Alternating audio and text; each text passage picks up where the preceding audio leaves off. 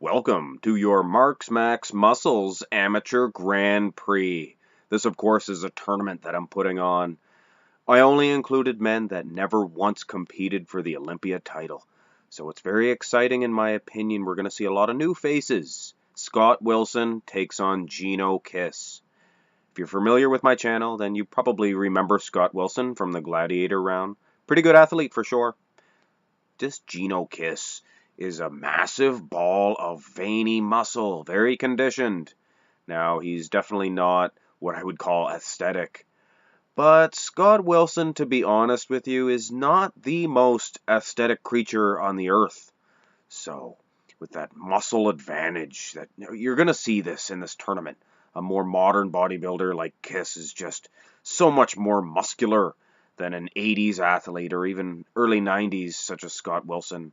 But I mean, some of the aesthetics goes to the 80s for sure, and we may see some good battles. But here in the front relaxed position, Kiss gets the point. And much like I said about the muscle advantage of some of the more modern bodybuilders, Jeno is just flattening poor Scott. Look at the lag comparison.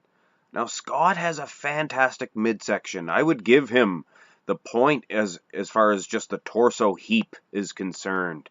But the arms are going to Jeno as well as the legs. What an impressive creature this Jeno Kiss is. I've never heard tell of this guy before this tournament. So I am learning as well as some of you guys as well. Of course, I have a very, very educated audience. And I appreciate that.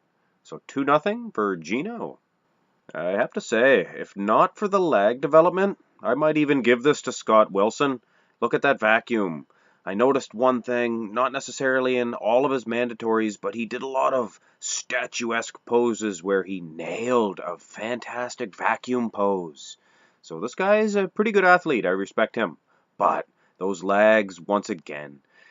Jeno Kiss, just a massive set of legs, striated, feathered to a T. Very comparable in the upper body here. This is probably the closest Scott has come so far to a point. Maybe even closer here in the side chest pose is Scott Wilson. But, again, the legs just do not compare. I might even give him the advantage in the upper body. Maybe. I don't know. Kiss has a very thick pec as well. But, yeah, I don't know, that rib cage expansion. Looks like he's nailing a vacuum in this pose here. But I must say, for a big, thick Hostetler of a plug of a man, Jeno Kiss has a small waistline. I still say he gets a point in this one easy. Maybe not quite so easy here in the side tricep pose. Scott Wilson is getting a point in this one here. Not only is he flattening poor Kiss in the upper body, look at that tricep. Jeno Kiss, a very terrible, bless you. Jeno Kiss, a very terrible tricep indeed. Not very muscular at all in that region, and Scott Wilson, unbelievable. And notice he has tilted his leg here, so we don't get to see a direct comparison. So you don't really get to see the weakness in the legs. So it's actually an advantage for him to do this. Scott Wilson takes a point. And I'm afraid to say, if these 80s athletes cannot dominate in the front poses, which is possible, then I'm afraid it's all over when we reach the back poses. The more modern bodybuilders have such an advantage over the older guys in the back shots. Not only is there an extremely high standard that was set just by great bodybuilders before their time, so really you have to develop that back more and more, but the training techniques, not only that, but the equipment, everything just creates better back developments for sure. And I received a lot of criticism on my choice of Rafael Brandao over Flex Wheeler. Now I hate to bring this back up, but I have to listen to you guys. When you guys tell me if I made a mistake, you guys call me on it, and I have to really check things out, because like I said in the comment section, I do these judging very fast, because a real judge does not get a whole lot of time. And yes, I make mistakes, of course. Nobody's perfect. Maybe I pick more mistakes than I do right answers, so who knows.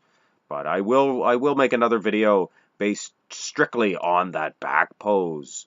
But of course, Jeno takes this one.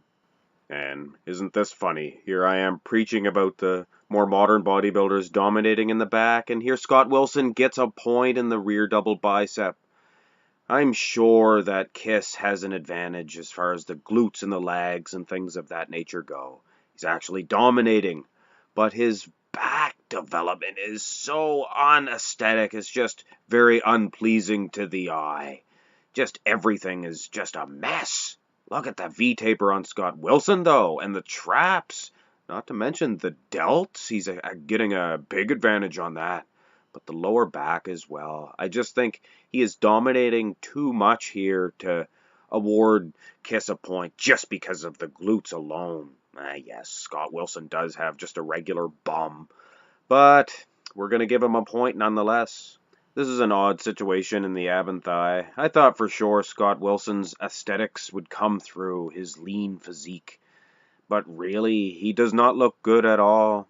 Kiss is very conditioned and definitely winning in the thigh, but he has a little bit of a gut there, some stomach distension. I still say Kiss would get it. I'm surprised, actually. Scott Wilson, not a very aesthetic ab and thigh at all. And we will end this matchup with the most muscular. Scott Wilson looks fantastic in this. For an 80s guy, he really looks good, I must admit, in early 90s as well. But of course, this is a most muscular pose, and I kind of toned down the aesthetics for my voting, and I kind of upped the ante as far as the muscularity and the conditioning are concerned, less on the proportions and things of that nature. I actually prefer a bigger upper body in these most muscular poses. And Jeno Kiss is definitely taking a point in this one, and it goes without saying. Jeno Kiss advances on in this tournament. And that should be a good match. The first of the second round matches, Jeff King versus Jeno Kiss. King Kiss. Of course, the next matchup in this tournament features Vince Comerford versus Greg Kovacs. That should be a very interesting comparison. I look forward to that one. And just so you guys know, keep those names coming of guys that never competed in the Olympia, because after this one's over, I'm making a whole other tournament. I have a nice list of names already. It's going to be a juicy tournament. And of course, at the end, I'll have a big grand finale matchup of the two winners going head to head. Should be a dandy. Hope you enjoyed this video, and have a good day.